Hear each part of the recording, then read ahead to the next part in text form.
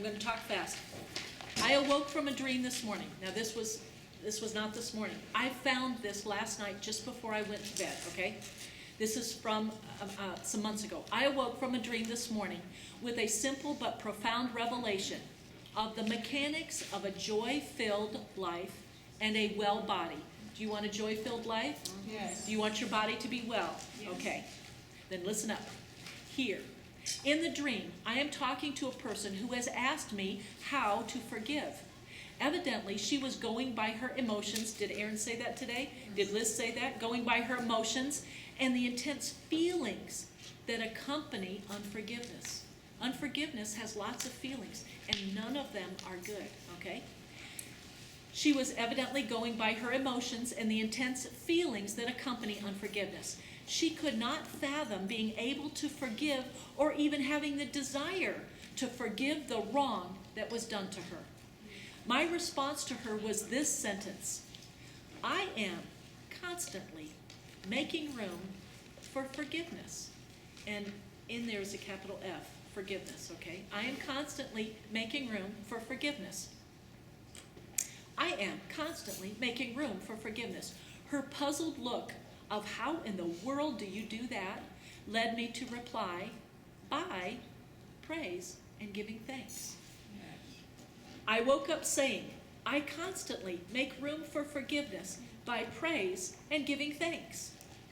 I woke up saying, I constantly make room for forgiveness. That's Christ. I'm making room for Christ, Lord, more lordship, by praise and giving thanks. This very simple but extremely functional. Now, does Aaron say all the time you want to tuck it under your finger and under your arm and take? How do you say that? Tuck it under your arm. Take it off. Okay, where the rubber meets the road. Okay, this is functional. This very simple but functional revelation put into perspective and succinct form the truth that forgiveness leads to joy and health. Forgiveness leads to joy and health. And that's wholeness. Do you want to be whole? Yes. What did Jesus say to that man? Would you be whole? Would you be whole? Yes. Okay. Forgiveness. And you get, like she said, you don't feel like forgiving often. You don't feel like it. But praise and thanksgiving will certainly put you in the mood for thanksgiving. For forgiveness. Okay. So when you can't, that hurt, that sting is right there, you start praising and thanking God for what he's done, what he's paid in full for, what is the truth. You start shoving out those stinging lies with the truth, and wholeness will come, and that power will come from here, that living water where the Holy Spirit is, will come, that power, that grace to forgive. And you'll have joy. Do you remember when Aaron was saying after you vented and everything, you go away from there? You don't have joy. You've got condemnation because the enemy will condemn you if you do, condemn you if you don't. He just works condemnation and shame. Okay? All right, now we have a special opportunity for Grace today. Yes, we have a special opportunity.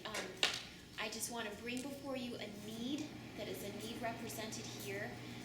If the Lord puts down your heart to give, we have a family here that is in great financial need, with some of their lights being turned off, not having enough to pay the bills, gas money, School so supplies, school it's supplies. a new year. If you feel on your heart to give to help them overcome, please do so. They are in great need. Okay, give it to me, Yes. and I will give it to them. All right, now this is an alm, this is an offering, okay? This isn't a tithe, okay? You tithe to, this is an alm and an offering. So you give it to Liz, and she'll give it directly to that family, okay? Remember the book of Acts, how they all helped each other when there was Yes. a need? This is that same type of a thing. Yes.